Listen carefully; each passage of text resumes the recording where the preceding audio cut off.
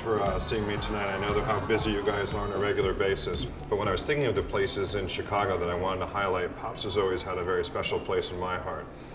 But beyond that, you have such a unique concept that's so beautifully executed. Tell me a little bit, and you've been GM here for about 10 years now? I've been here for 10 years, yeah. Okay, but tell me about the history of Pops. Well, it's kind of a long one. Pops started in '82, so we're going on 30 years now. Our owner, Tom Verhey, was traveling through Europe with his family in the late 70s and came across a champagne bar in Vienna, Austria, called the Rice Champagne Bar. Tiny place about the size of this room, and just was inspired. His own personal interest in champagne, his love for the wine. He came back to Chicago, changed careers. He sold cameras, quit his job, got some money, opened a little place on the north side. And his inspiration was just his love of the wine.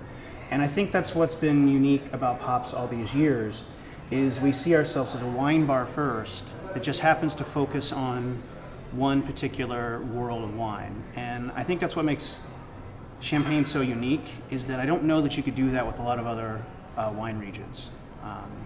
There's something special, and it's hard to put your thumb on it, but it has a lot to do with the wine, and it has a lot to do with the enjoyment of the wine, I think, too.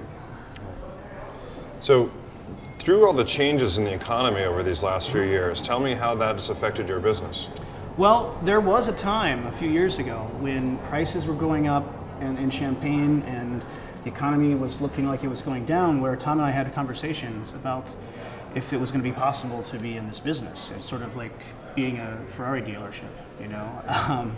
It was looking a little dark, but we decided to do two things. We decided to lead a little bit in the industry and in the world, and to learn from our customers. You know, one of the choices we made was to kind of move away from the really high-end champagnes that were really just seen as luxury items and ways to drop down a lot of money, and focus on some areas of sparkling wine and champagne that were a little more value-oriented, but we're still putting something new and interesting in front of our guests. And they stuck with us, and we made it through fine. And actually, I think our business is a little bit better even now because of it, because it's not so dichotomous. It isn't so much just what's the cheapest glass of sparkling you got, or I want to impress somebody, here's $500. We have a lot more people in the middle who appreciate it as a fine wine, so that's key.